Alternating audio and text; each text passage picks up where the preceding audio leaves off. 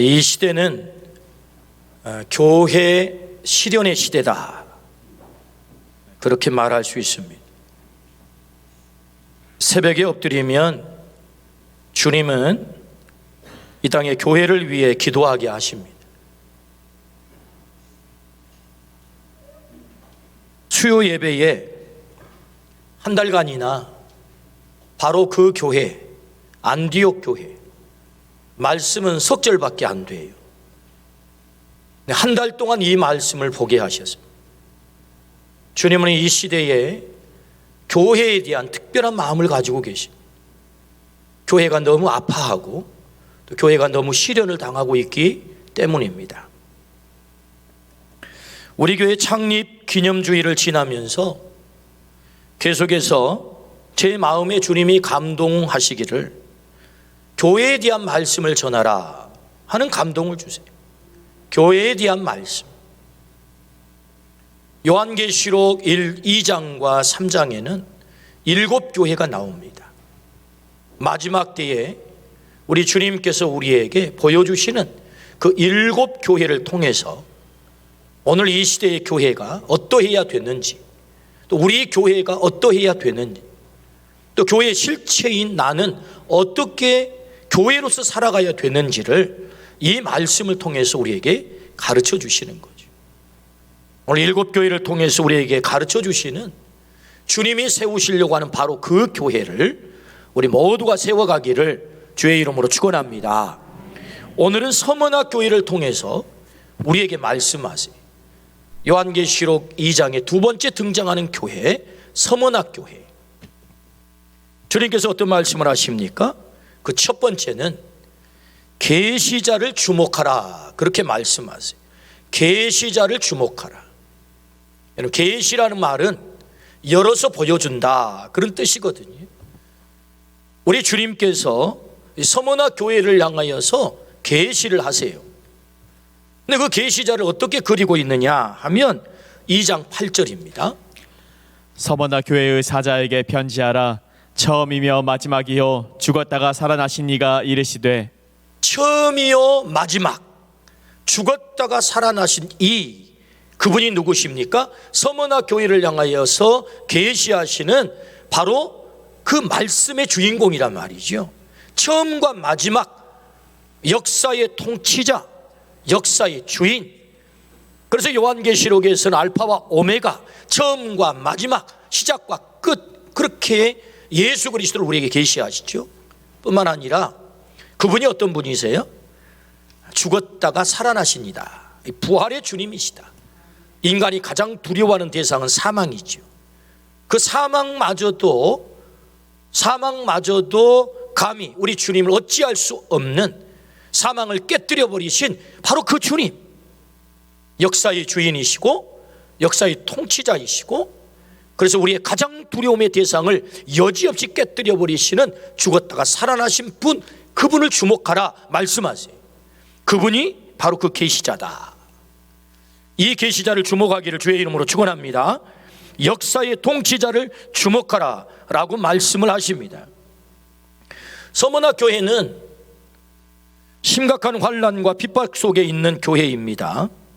이런 역사적인 환경에 있게 되면 우선 살아남기 위해서 어떤 판단을 할 때 오판을 하게 되지요. 어떻게 하면 더 잘 살아남을까 하고 역사 속에서 오판을 합니다. 그래서 변절이 생기기가 쉽지요. 때문에 계시자 되신 예수님을 처음과 마지막, 죽었다가 살아나신 분으로 계시를 하시면서 주님이 바로 그 역사의 통치자이기 때문에 너는 이 역사 속에 살아가면서 오판하지 마라, 그런 말씀이거든요. 변절하지 마라, 그런 말씀이거든요. 오늘 우리가 예수 그리스도가 우리의 통치자됨을 믿으시기를 축복합니다.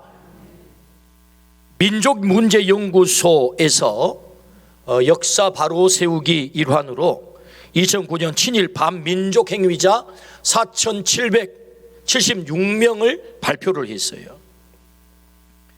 안타깝게도 그 가운데 우리가 정말로 존경하고 좋아했던 많은 인물들이 그 친일 반민족행위자로 이름이 올라왔어요. 2009년 되기 전까지만 해도 우리는 그들을 참 사랑했습니다. 좋아했죠. 그 가운데 대표적인 사람들이 누굽니까? 미당 서정주. 국화협회에서 우리가 얼마나 좋아했습니까? 노천명, 목이 길어서 슬픈 짐승이요. 노천명 있잖아요. 교과서에 나오신 분. 최남선, 역시 교과서에 나오지요. 애국가를 작곡하신 안익태, 대표적인 교육학자 김환란, 그리고 문학가 춘원 이광수, 이런 분들은 사실 우리가 대단히 존경했던 분들입니다. 그런데 참으로 안타깝게도 그들이 변절자로 남았다는 것이죠. 부끄럽게도. 우리가 좋아했던 무정의 작가 춘원 이광수는 사실은 그가 출발할 때는 일본에서 28 독립선언서를 기초했던 사람입니다. 그리고 임정에 가서, 임시정부에 가서 독립신문이라고 하는 이 신문의 주관으로 활동을 했던 사람이에요. 그러니까 사실은 우리나라의 독립운동을 위해서 열심히 애를 썼던 사람이 이 춘원 이광수 선생님이세요. 그런데 그가 안타깝게도 변절자가 되죠. 이 식민지 기간이 오래되고 고난이 너무 깊어지니까 결국 변절자가 되어서 그의 이름을 카야마 미치로라고 하는 이름으로 개명을 하고, 그런 민족 개조론이라고 하는, 그래서 이런 참 가슴 아픈 말을 합니다. 한번 들어보실랍니까? 조선놈 이맛박을 바늘로 찔러서 일본인 피가 나올 만큼 일본인 정신을 가져야 된다. 야, 해도 너무하잖아요. 이맛박을 찌르면 일본인 피가 나와야 된다는 거, 이게. 이런 말을 했다고요. 초창기에는 독립운동을 했던 사람입니다. 그러나 변절자라는 너무나도 부끄러운 이름을 그가 남기게 되었죠. 왜 그렇게 됐을까요? 왜 그렇게 됐을까요? 역사의 주인이 천황이라고 믿었던 거죠. 역사의 주인이 천황. 조선이라는 나라는 이제 사라진 거야. 이게 보아하니 이 조선 땅은 이제 없어진 거야. 이 역사의 주인은 천황이구나. 일본의 천황이야. 그래서 그는 이런 말도 남깁니다. 나를 식민지 토인이 아닌 폐하의 적자로서 일본을 조국으로 삼을 기회를 주십시오. 일본을 조국으로 삼을 기회를 주십시오. 라는 참 엄청난 얘기를 했습니다. 참 가슴 아픈 얘기입니다. 일개 문학인이 변절하는 거야. 그럴 수 있다. 우리가 그렇게 넘길 수 있습니다. 그러나 교회도 이 부끄러운 결정을 했습니다. 우리 얼굴에 침 뱉기이지만 1938년 27회 총회에서 신사참배는 종교의식이 아닌 국가의식이다라고 결의를 했어요. 한국교회는 두고두고 이게 부끄러움이 된 것입니다. 물론 그때 당시의 상황, 이 정황을 보면 정상 참작은 조금 되긴 해요. 일본 놈들이 총칼을 들고 이 총회 석상을 전부 포위를 한 거예요. 그리고 겁박을 했습니다. 그리고 경찰 고위 간부는 총회 석상 앞자리에 칼 차고 딱 앉아 있는 거예요. 총회장 앞에. 뿐만 아니라 총대들 사이에 경찰들이 다 이렇게 앉아 있었던 것입니다. 그래서 이렇게 결의를 하도록 만든 거죠. 이런 압박과 겁박이 있었기 때문에 그럴 수밖에 없었다라고 말할 수 있겠지만, 우리가 결정해야 될 것과 결정해서는 안 되는 것이 있는 것입니다. 목에 칼이 들어와도 결정해야 될 것과 결정해서는 안 되는 것이 있다. 왜 그러면 교회가 이렇게 결정을 했을까요? 그들은 오판한 거죠. 과연 그들의 예수 그리스도가, 그 계시자 되신 예수 그리스도가 처음이요 마지막 알파와 오메가 역사의 통치자라고 한다면 이런 결정을 했을까요? 과연 예수님이 역사의 주인이시고 역사의 통치자시다. 과연 그렇다면 이런 결정을 할 수 있었을까? 온전히 역사의 주인이신 예수님을 믿지 못한 거죠. 예수님이 우리의 역사의 주인이심을 믿으시기를 축복합니다. 그분이 내 개인의 역사도 책임지시고 우리 교회의 역사도 책임지시고 이 나라의 역사도 책임지시고 열방의 역사도 그분이 책임지실 줄로 믿습니다. 그래서 뭐라고 말씀합니까? 나는 처음과 마지막이야. 여러분, 역사의 주인 되신 주님을 온전히 나의 주님으로 고백하기를 주의 이름으로 축원합니다. 변절의 핵심은 역사를 오판한 것입니다. 역사의 주인을 오판한 거예요. 우리도 역사를 살아가는 자들입니다. 오늘 하루하루가 우리의 역사 아닙니까? 주님은 계시자를 주목하라, 이 말씀은 너의 역사적인 삶, 너의 삶도 역사이니 너의 삶 가운데 오판하지 마라, 이런 말씀이에요. 역사의 주인 되신 주님이 계셔. 너의 역사를 다스려 가실 거야. 너의 삶을 책임지실 거야. 그러므로 여러분, 계시자 되신 예수님을 주목하기를 주의 이름으로 축원합니다. 그분이 우리 인생의 처음과 마지막입니다. 우리의 인생을 마감치실 분도 누구세요? 주님이세요. 그러므로 교회가 환난의 시대를 이겨내는 길은 주님을 역사의 통치자로 믿는 것이고, 우리의 삶 가운데 우리가 환난의 시대를 지나간다 할지라도 진정으로 내 삶 가운데 승리를 가져오는 것은 그분을 나의 역사의 주인으로 믿는 것이다. 할렐루야.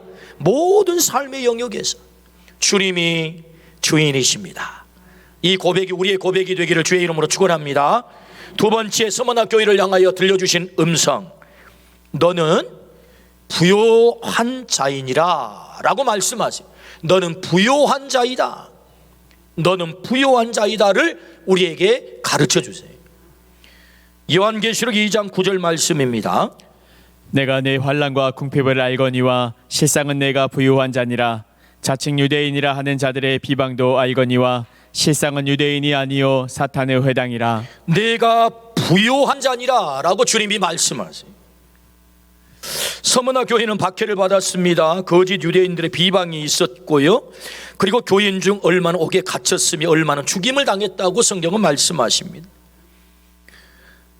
그들은 박해 속에 살아가느라고 궁핍할 수밖에 없는 거지요. 여러분, 목숨 부지하기도 어려운데 무슨 경제활동을 제대로 할 수 있겠습니까? 때문에 현실에 있어서 그들은 경제적으로 대단히 궁핍할 수밖에 없는 거죠. 그러나 주님은 그들이 현실을 몰라서가 아닙니다.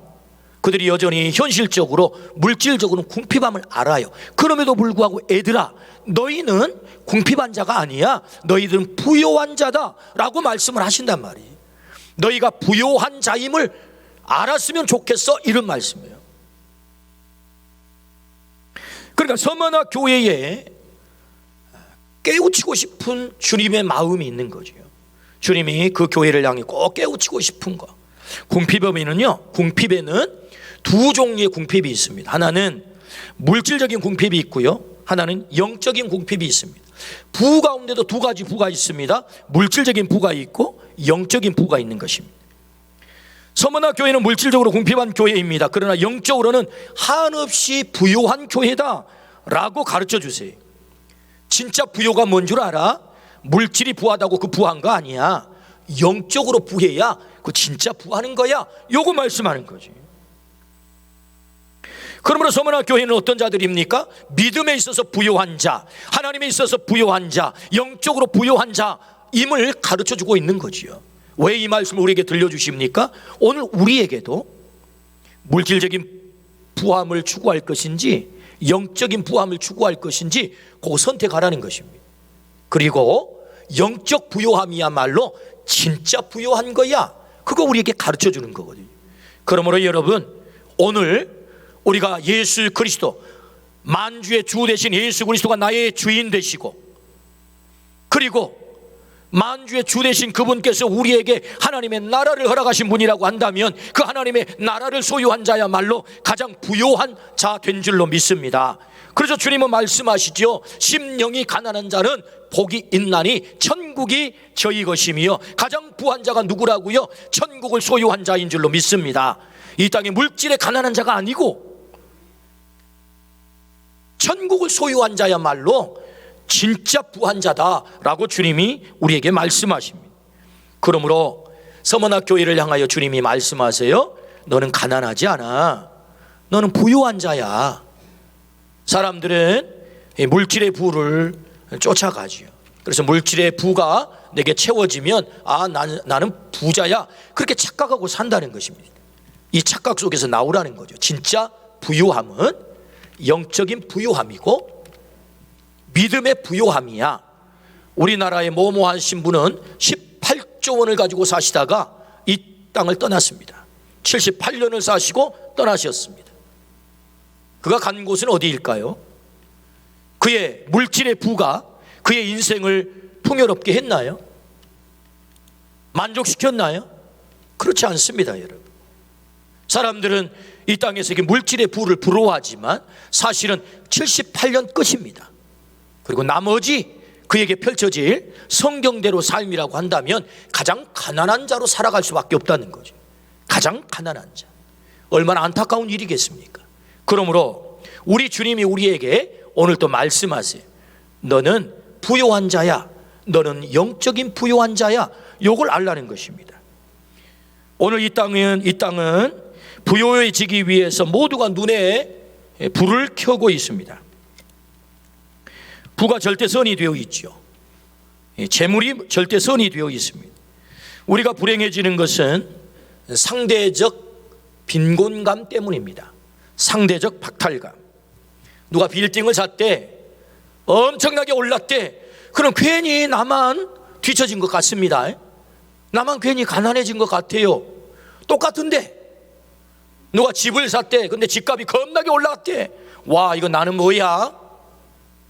누가 뭘 샀대, 대박을 쳤대, 와, 그러면서 우리는 불행해지는 것입니다. 상대적 빈곤감인 거지요.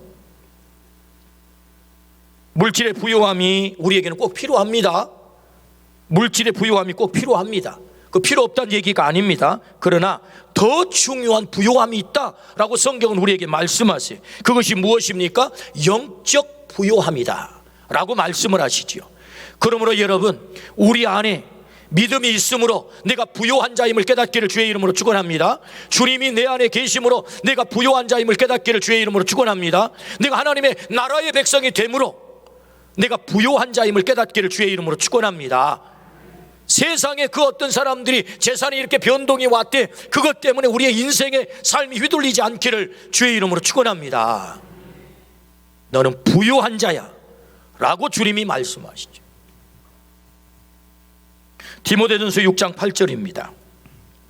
우리가 먹을 것과 입을 것이 있은즉 족한 줄로 알 것이니라. 어떻게 하라고요? 족한 줄 알래요.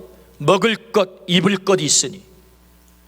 여러분, 우리가 먹을 것, 입을 것 그거 없어서 불행한 거 아니잖아요.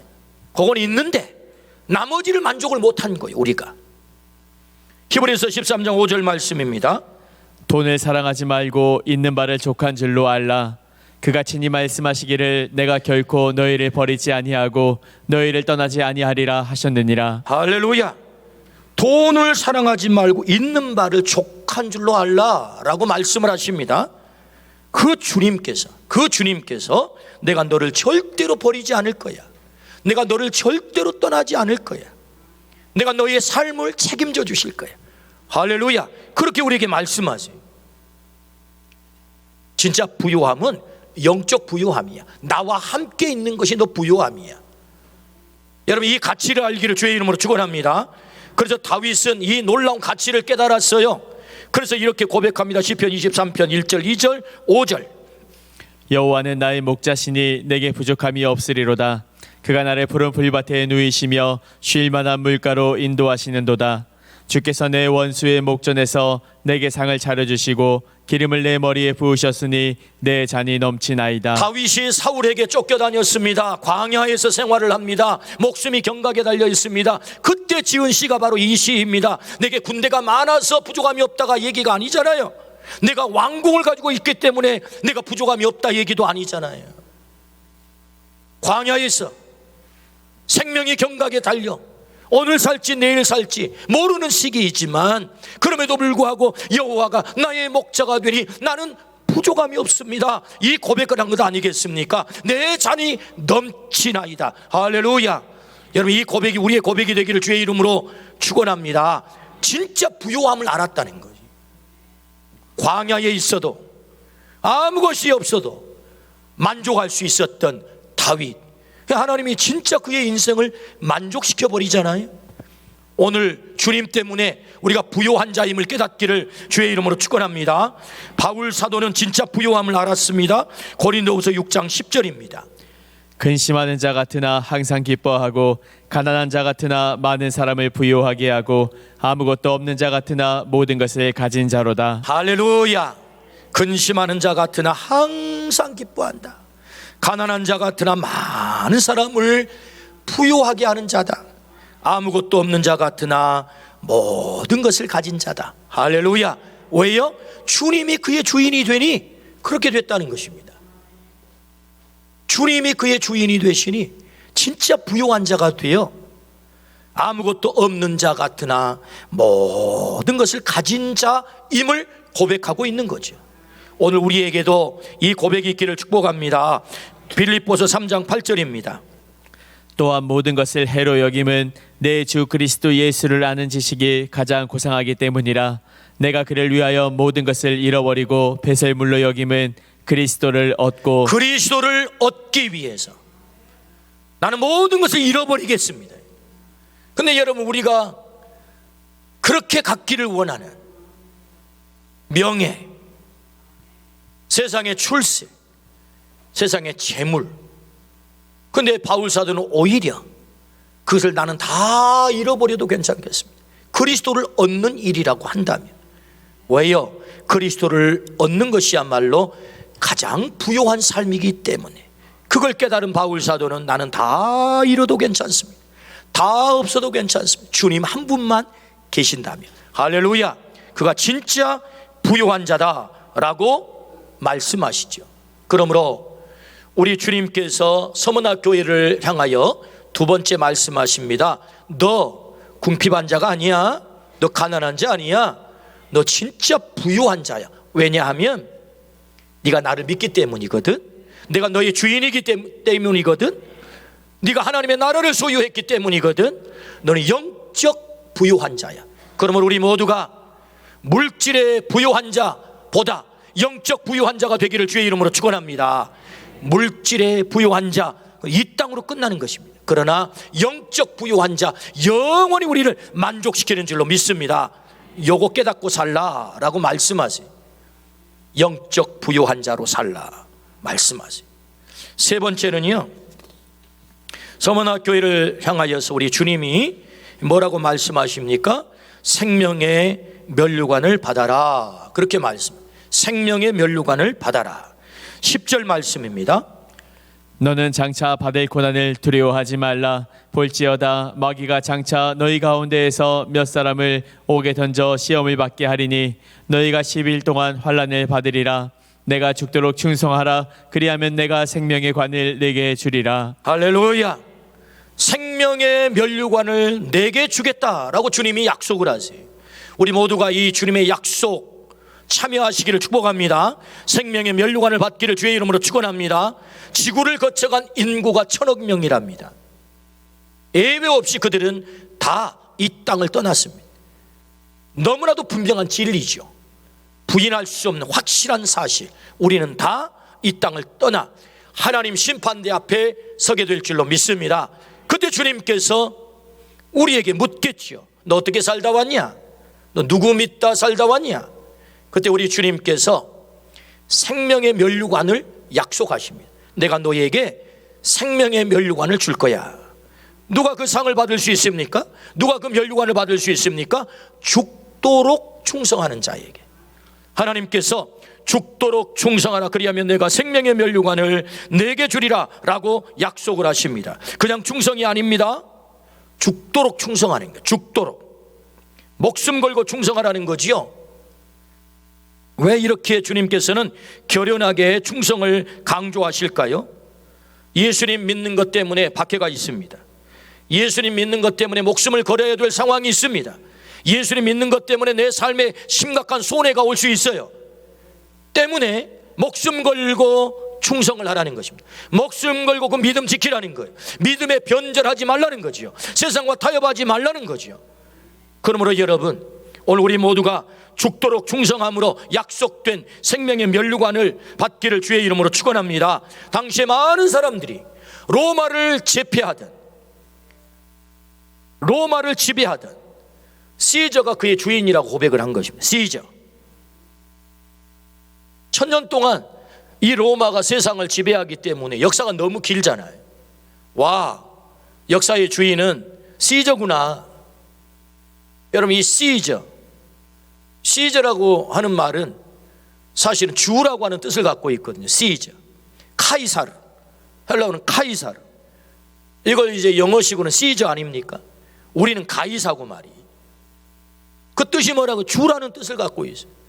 그래서 당시에 로마 지배 아래에 있었던 많은 사람들이 역사가 너무 기니까, 1000년의 역사가 가니까, 아하, 시저가 주인인가 봐, 주인 믿어야지 하고 믿음의 변절이 오는 거죠. 충성하지 못하는 것입니다. 죽도록 충성할 수 없는 거예요. 충성에 목숨을 걸지 못해요. 그래서 변절자가 생기기 시작하는 거죠. 때문에 주님은 그 상황을 너무 잘한 거죠. 야, 너 죽도록 충성해야 된다. 시저가 주인 아니야. 적당히 타협하고 시저를 주인으로 모시면 문제가 술술 풀릴 것 같아서 변절도 하겠지만 그 오래가지 못한다. 진짜 주인 되신 주님에게 너 죽도록 충성해야 돼 라고 주님이 말씀하는 거죠. 그러므로 오늘 우리 모두가 변절하기 딱 좋은 세상에서 살아가고 있습니다. 이 시련의 시대, 변절하기 딱 좋은 이 세상, 우리의 주인 되신 주님에게만 죽도록 충성을 다하기를 주의 이름으로 축원합니다. 여러분, 충성이 얼마나 중요합니까? 성령의 열매 가운데 충성이 나와요. 여러분, 충성, 피스티스, 한문으로는 마음심 위에 가운데 중자가 있잖아요. 우리의 마음의 중심을 다해서 뭐 한다는 것입니까? 말씀 언변에 이룰 성자예요. 말씀을 이루는 게 충성이거든요. 누구의 말씀을 이루는 것입니까? 주인 되신 주님의 말씀을 이루어야 될 줄로 믿습니다. 세상이 주인이 아니라고요. 돈이 주인이 아니라고요. 시저가 주인이 아니라고요. 우리 주님에게 죽도록 충성을 다하기를 주의 이름으로 축원합니다.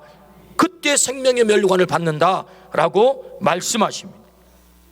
근데 여기에서 우리가 한 가지 유념해야 되는 것이 있는데, 충성을 한다고 했을 때 충성의 대상이 중요해요. 누구에게 충성하느냐, 이건 너무너무 중요한 것입니다. 충성의 대상, 사진을 한 장 띄워주시겠습니까?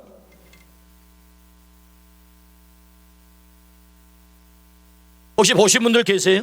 5월 18일 5.18 41주년 특별 다큐 나는 계엄군이었다 라고 하는 프로그램을 방영을 했어요.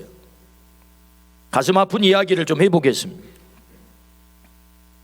이 이야기는요, 당시 계엄군으로 투입된 11공수여단 최병문 일병의 이야기입니다. 그런 영문도 모른 채 야, 차 타, 밤에 차를 탄 거예요.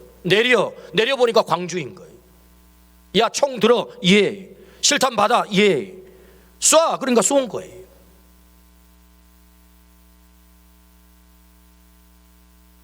그런 영문도 모른 채 명령에 따라서 광주에 투입이 됐습니다. 끔찍한 5.18 살상의 한 복판에 서게 된 거지요. 그리고 주남마을의 학살 현장에도 그는 있게 됩니다. 그는 그가 겪은 끔찍한 일을 40여 년 동안 누구에게도 말하지 못했습니다.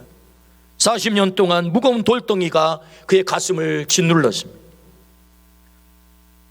그런데 설득을 받고 그가 드디어 입을 연 것입니다. 나는 계엄군이었습니다 라고 증언을 한 내용이 이 다큐의 내용입니다. 그는 5.18 국립묘지를 방문해서 방명록에 너무 늦게 와서 죄송하다라고 하는 기록을 남겼습니다. 저는 이 다큐멘터리를 보면서 생각을 했어요. 최병문 씨는 계엄군으로 광주 시민을 죽인 가해자임이 분명합니다. 그러나 또 한편으로 생각해 보면 그 또한 불운한 역사를 만나서 피해자가 된 것입니다. 여러분, 군인에게는 선택의 여지가 없어요. 차 타, 예. 내려, 네. 출동해, 네. 총 들어, 네. 총 쏴. 이 명령에 충성할 수밖에 없는 거죠. 여러분, 짝대기 2개 일등병이 무슨 선택을 할 수 있겠습니까? 상관이 명령하면 충성함으로 복종해야 되는 거죠. 그가 달리할 수 있는 방법은 아무것도 없었습니다. 그래서 명령에 충성을 해서 방아쇠를 당겼고 생명을 살상했던 거죠. 그는 원치 않게 아픈 시대를 만나 이 정치 군인들의 야욕을 채우는 희생양이 된 거지요. 그는 군인으로서 충성을 다했던 역사적 피해자가 된 것입니다. 여기에도 충성이라는 단어가 나와요. 충성. 여러분, 여기에도 충성이라는 단어가 나온다고요. 누구에게 충성을 하느냐는 너무너무 중요한 것입니다. 누구에게 충성을 하느냐. 불의한 사람이, 어느 잘못된 야욕에 사로잡힌 사람에게 충성을 하면 그 충성은 부끄러운 충성이 되는 거죠. 파괴적인 충성이 되는 것입니다. 많은 생명들을 앗아가는, 역사의 굴곡을 가져오는 그런 충성이 되는 거죠. 때문에 우리가 충성해야 될 대상은 딱 한 분뿐이다. 우리 주님이 말씀하시죠. 역사의 통치자, 역사의 주인, 처음과 마지막, 우리 주님만이 우리가 바쳐야 될 충성의 유일한 대상인 줄로 믿습니다. 그분에게 충성을 다하면 여러분 영원히 빛나는 것입니다. 부끄러움이 없는 것입니다. 그분에게 충성을 다하면 우리의 삶을 빛나게 한다. 그게 생명의 면류관 아니겠습니까? 그러므로 우리가 우리의 주인 되신 주님에게 충성을 다하기를 주의 이름으로 축원합니다. 아멘. 유명한 역사학자 E.H. 카라고 하는 사람이 있어요.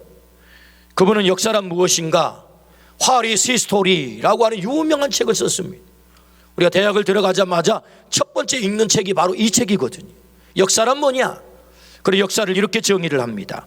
역사란 현재와 과거와의 끊임없는 대화 역사다. 현재와 과거와의 끊임없는 대화가 뭐라고요? 역사다. 역사. 우리는 지금 코로나라고 하는 이 역사를 살아가고 있습니다. 코로나 역사. 훗날 이 코로나 역사를 기록하겠지요. 그들은 어떻게 살았다 하고 말이 역사로 남을 것입니다. 이 역사를 살아가고 있는 오늘 우리들에게 이 명제, 역사란 현재와 과거와의 끊임없는 대화다. 이 명제를 가지고 제가 한번 대화를 해보겠습니다. 대화. 자, 현재가, 이 코로나 현재가, 이 코로나 역사 현재가 과거에게 묻겠죠. 이 시련의 시대, 우리가 살고 있는 시대가 지금 시련의 시대 아닙니까? 코로나 시련의 시대. 이 시련의 시대, 너라면 어떻게 할 것 같아? 라고 현재가 묻습니다. 이제 과거가 대답하겠죠. 어떻게 대답할 것 같습니까? 14세기 흑사병도 다 지나갔어. 여러분 흑사병 아십니까? 패스트?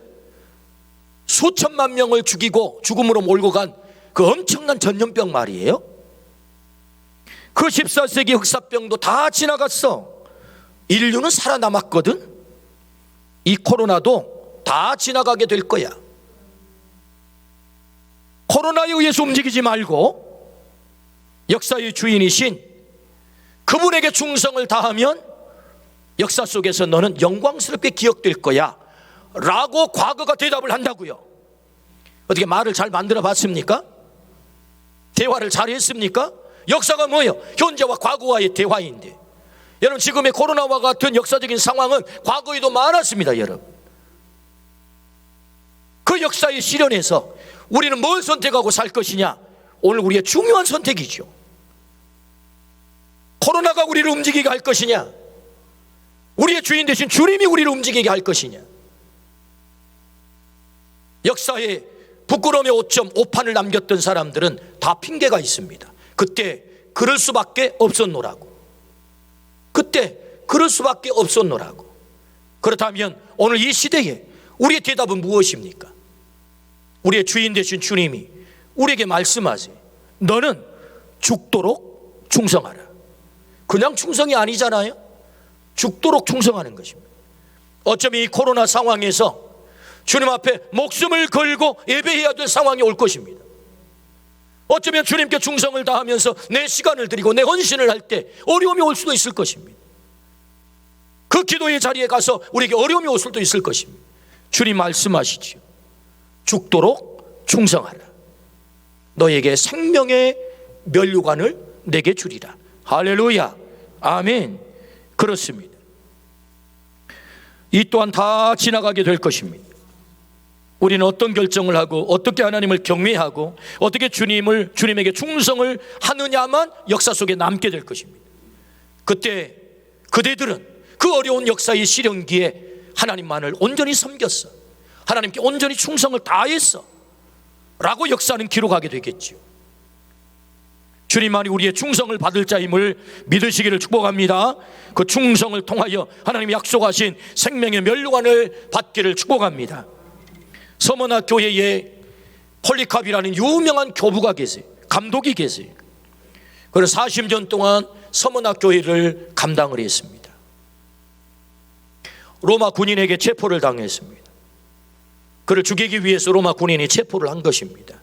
그런데 그를 재판을 해서 그를 처형한 총독은 이 폴리캅 교부의 인품에 감동이 되어서 어떻게든 살려볼 요량으로 이렇게 저렇게 그에게 요구를 하는 것입니다.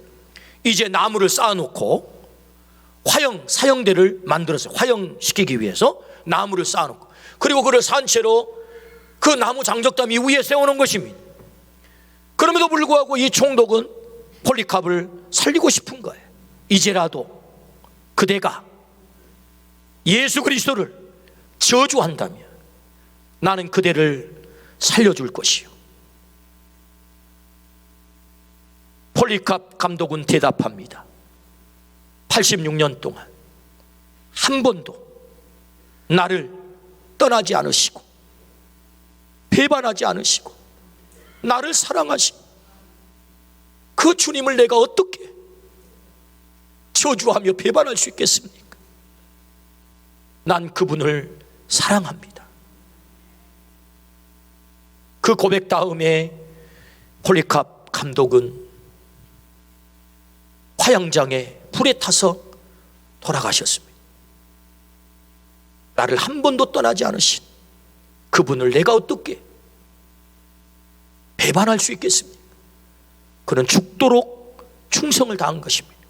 성경에 약속하신 것처럼 생명의 면류관을 받게 된 줄로 믿습니다. 주님은 우리에게 말씀하세요. 죽도록 충성하라. 생명의 면류관을 너에게 주겠다. 오늘 주님은 우리에게 그 생명의 면류관을 받으라 라고 말씀을 하세요. 주님은 교회를 주님의 분신으로 이 땅에 남기고 떠나셨습니다. 교회된 우리가 이 마지막 때에 생명의 면류관을 받기를 원하세요. 내가 너에게 생명의 면류관을 주리라 라고 약속하셨습니다. 어떻게 마지막까지 죽도록 충성을 다할 수 있겠습니까? 역사의 통치자가 주님이심을 믿기를 주의 이름으로 축원합니다. 역사의 주인이 우리 주님이심을 믿기를 주의 이름으로 축원합니다. 아무리 시련, 환난이 와도 내가 그분을 붙잡고 있는다면 우리 주님께서는 반드시 우리를 승리하게 하실 것이고, 마지막 날에 잘했다, 착하고 충성된 종아, 내가 너에게 생명의 면류관을 줄 거야.